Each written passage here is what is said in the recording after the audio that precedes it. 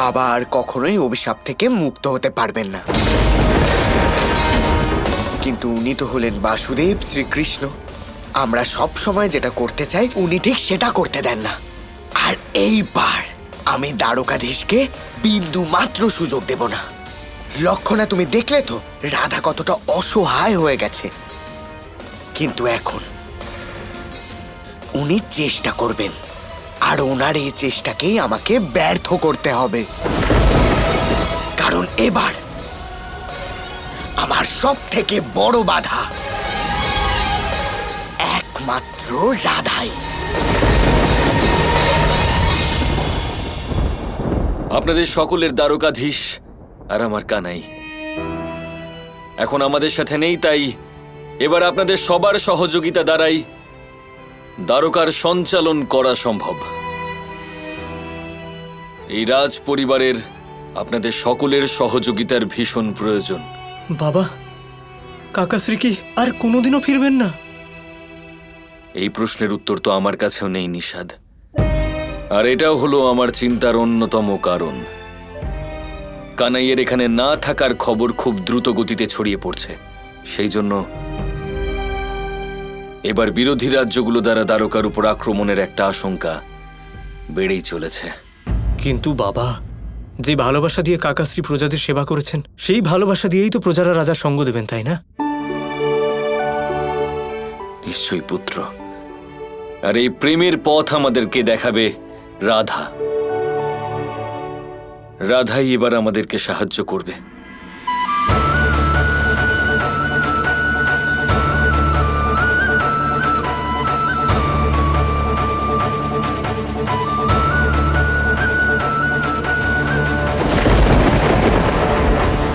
একমাত্র রাধার মধ্যেই কানাইয়ের প্রেমের প্রতিনিধিত্ব করার মতো ক্ষমতা আছে।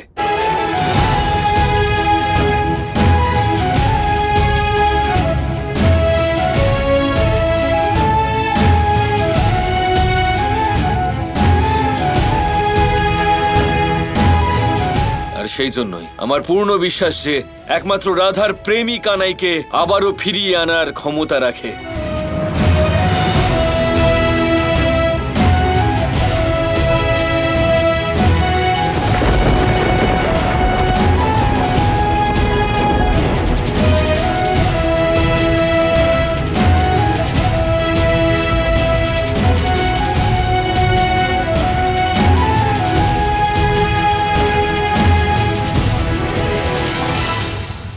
এ কি রাধা, তুমি এমন বস্ত্র ধারণ করেছো কেন?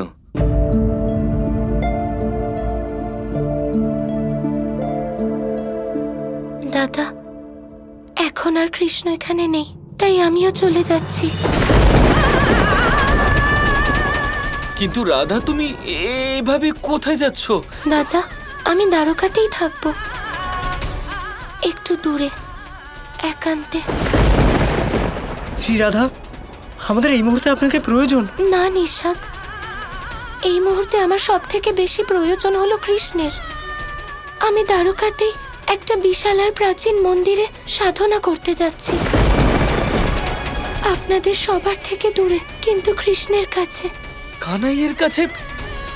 রাধা, তুমি এসব কি বলছো? কি বলছো তুমি? দাদা, বলুন না, এরকম বিশাল আর প্রাচীন মন্দির দ্বারকাতে কোথায় আছে? তাহলে এবার কানাইয়ের মতো তুমিও আমাদের সবাইকে ছেড়ে চলে যাবে রাধা? আমাকে কৃষ্ণের জন্য যেতেই হবে দাদা। রাধা, কানাইয়ের সাথে যা হবার তা হয়ে গেছে, এবার তোমার অন্য কোথাও যাওয়ার কোনো প্রয়োজন নেই। না দাদা, কৃষ্ণের সাথে যা হয়েছে তা আমি মেনে নিতে পারছি না। এ তো আমরা কেউই মেনে নিতে পারছি না রাধা। তাহলে বলুন না, দ্বারকার সব থেকে প্রাচীন মন্দির কোথায় আছে? উত্তরের দিকে বনের মধ্যে রুদ্র মহাদেবের এক মন্দির আছে। ভয়ের কারণে কেউ ওখানে কখনো যায় না।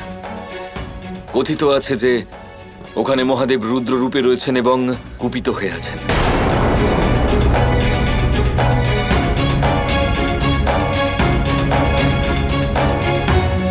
এই স্থান আমার জন্য উপযুক্ত হবে।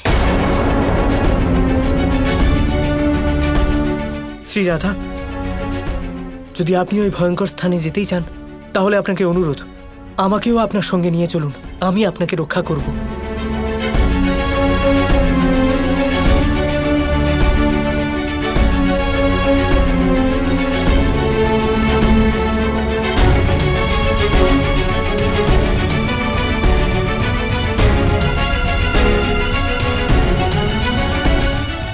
রাধা,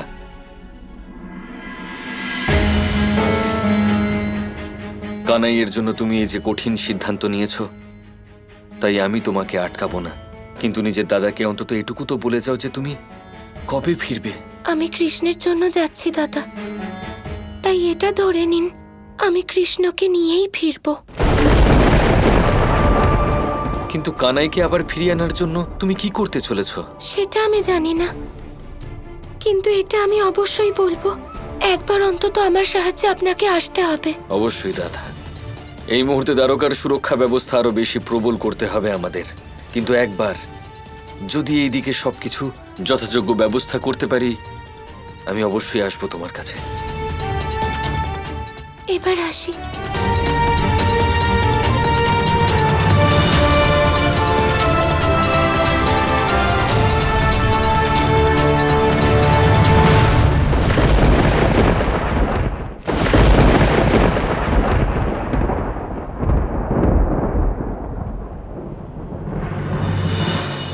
যেও না তুমি রাধা। আমি শুনেছি তুমি উত্তর দিকে এক ঘন বনে তপস্যা করতে যাচ্ছ। রাধা, শ্রীকৃষ্ণের অনুপস্থিতিতে দ্বারকা আর দ্বারকাবাসীদের তোমাকে প্রয়োজন। জাম্ববতী, তারকার ব্যবস্থা দাদা খুব ভালো করে সামলে নেবেন, কিন্তু এই মুহূর্তে কৃষ্ণের আমাকে খুব প্রয়োজন। আমার অন্তরের কৃষ্ণকে খুঁজতে হবে। রাধা, তুমি শ্রীকৃষ্ণের বিচ্ছেদে সবকিছু ত্যাগ করলে, নিজের বস্ত্র এমনকি নিজের আভূষণ পর্যন্ত ত্যাগ করে দিলে তুমি শ্রীকৃষ্ণের বিচ্ছেদে। জাম্ববতী, আমি বিচ্ছেদ না, কৃষ্ণের সাথে মিলন চাইছি। এটা অবশ্যই বিরহ, কিন্তু জানো কৃষ্ণ আমায় কি বলেছিল? যে এই বিচ্ছেদে আমি যে করেই হোক না কেন কৃষ্ণকে খুঁজতে পারি। বোঝার চেষ্টা করো। রাধা কৃষ্ণকে তো এবার আমিও একসাথে দেখতে চাই।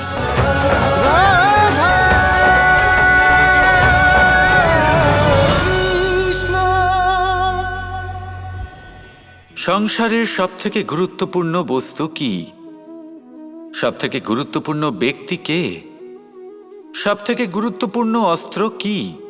আপনার কাছে সবথেকে গুরুত্বপূর্ণ সময় কোনটা? এমন অনেক প্রশ্ন আমাদের মনে আসে, এবং তার উত্তর খোঁজার জন্য আমরা কি না করি, কোথায় কোথায় না যাই, যেখানে এর উত্তর আমাদের কাছেই রয়েছে, আমাদের সামনেই রয়েছে। সংসারের সবথেকে গুরুত্বপূর্ণ ব্যক্তি হলেন তিনি, যিনি এই মুহূর্তে আপনার সাথে রয়েছেন, আপনার সামনে রয়েছেন। সবথেকে গুরুত্বপূর্ণ অস্ত্র হলো সেটাই যা আপনার কাছে রয়েছে। সবথেকে গুরুত্বপূর্ণ বস্তু সেটাই যেটা এই মুহূর্তে আপনার হাতে রয়েছে। সবথেকে গুরুত্বপূর্ণ পুঁজি সেটাই যেটা এই মুহূর্তে আপনার সাথে রয়েছে। আর সবথেকে শ্রেষ্ঠ এবং গুরুত্বপূর্ণ ফল সেটাই যেটা আপনি এই মুহূর্তে ভোগ করছেন। যা আছে তা এই মুহূর্তেই আছে। পর মুহূর্তে আপনি থাকবেন কিনা সেটা আপনিও জানেন না। তাহলে বাকি কোনো ব্যক্তি বা বস্তু বা অস্ত্র বা ধনের বিষয়ে আপনি কি বা বলবেন? জীবন যদি থাকে তাহলে তা এই মুহূর্তে আছে, বর্তমানে আছে। অন্য সবই ভাবনা এবং কল্পনা মাত্র। তাই এই জীবন উপভোগ করুন, শুধু আনন্দই আনন্দ পাবেন। আসুন আর আমার সাথে ভালোবেসে বলুন, রাধা রাধা।